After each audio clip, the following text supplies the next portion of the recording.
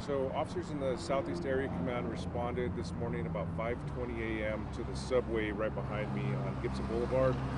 They were responding to a call of a shooting here at the subway. When they arrived, they discovered an individual, a male, who had been shot. Rescue personnel arrived on scene and determined that the individual was dead. After preliminary investigation, talking to some of the employees at the business, it appears that the male had entered the business and attempted to rob one of the employees. At that point, one of the employees fired shots at the victim, at the robber, and that robber was deceased on scene. As I said, this is very preliminary at this point. Detectives are they just now got a warrant, and they're just now entering the business to identify the decedent and start looking at evidence and figuring out exactly what happened. The employee who fired shots is going to be interviewed soon by detectives, so they'll get a little better picture of exactly what happened. Obviously, detectives are very, very interested in who this attempted robber is and kind of what motivated the robbery this early in the morning at this location. So that's what we know at this point. Hopefully we'll know more later today. Was the robber armed? As far as we know, the robber was armed. With a gun?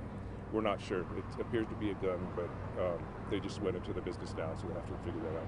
The employee, he was armed, or she was armed? There was an employee who was armed who came out of the back room, I think to help the other employee who was being robbed. Is this a 24-hour subway? I'm not sure. I don't know if they were just getting ready for business in the morning or what exactly the case was, but I think there was more than one employee here at the time. We talk about crime a lot when it comes to stuff this year. Do you think it may have some employees or employers now arming themselves? I mean, I feel like when I come into a subway, I never see any employee with a gun. It's hard to say. I mean, we don't know all the details of this at this point.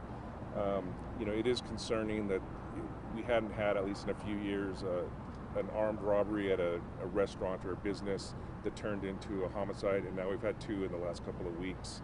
So our robbery unit detective sergeant is here as well, looking into this. And frankly, this is part of the operation we're doing now, Turn the Tide, is focusing on both homicide offenders and armed robbery suspects. And so what we're doing in the last 2 weeks, we've literally served dozens and dozens of warrants, search warrants, all types of warrants across the board. We've moved a lot of detectives in to help both robbery and homicide because we're looking for offenders who are tied to some of these homicides or potentially tied and to some of these serial armed robberies, and we want to get them off the street. If they are truly a suspect and we could develop more probable cause and evidence, we want to get them off the street. So we're aggressively going after these folks. This one, we don't know at this point if this is an individual, if it's that pattern or what exactly happened, but at this point it does appear just someone was attempting to rob the store. When did that operation start, and how successful has it been so far?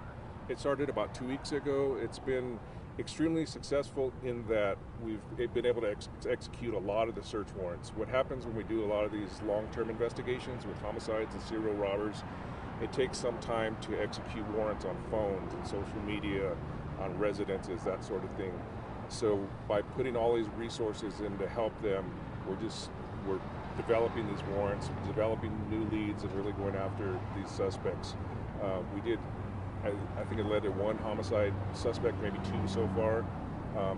It did lead to one individual who seems to be tied to maybe multiple homicides and a mass shooting recently.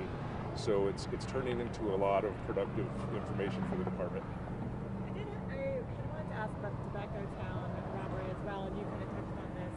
But I don't know, what are detectives thinking about there being two similar incidents in a matter of about a week? It's hard to say. When that happened, I did talk with our homicide detectives, and we talked about that. And, I asked the question, is this fairly frequent? It happens maybe once a year, is what I'm told. It typically happens at maybe establishments like the Tobacco Town or these tobacco shops for whatever reason, but not at a subway like this. There might be robberies. We have dealt with some armed robberies at subways and some other establishments, especially here on Gibson Boulevard. So we're aware of that, but it's hard to say. It does seem to be an uptick, and we're taking it seriously. That's why we launched this operation. And there also are a good handful of serial robbers that we have identified that are hitting a lot of different places. So that's why we want to get them off the streets. Are there any updates on that first case at Tobacco Town? The only update I've received is that it is looking like a justifiable homicide. That's how it's being investigated at this point. So definite self-defense. This one you would think might be a justifiable homicide as well, but it's just too early to tell. That they have to identify the suspect. They haven't interviewed the shooter. So once we get that information, that'll give detectives a little more to go on. Was the attempted robber shot inside or outside of the subway? Inside the business. And male or female? Male. And the person who fired? I believe it was male. I'll have to double check Do we know that. how many people were inside the subway at the time? Was it just the 2 employees and the suspected robber? I just say just more than one is all I know at this point.